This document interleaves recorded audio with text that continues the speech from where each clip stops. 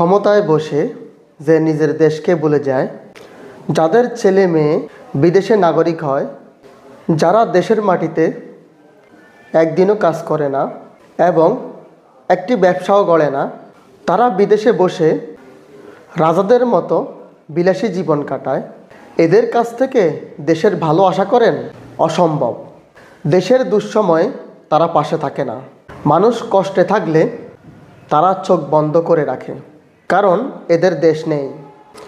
আছে শুধু স্বার্থ, ক্ষমতা আছে, সুবিধা আছে, এটাই তাদের কাছে সব। যারা নিজেদের ভবিষ্যৎ বিদেশে বানিয়ে রাখে, তারা কখনোই এই দেশের ভবিষ্যৎ গড়তে পারে না। তারা শুধু নিজেদের বিলাসিতা বাঁচাতে চায়। দেশ তাদের কাছে কিছুই না।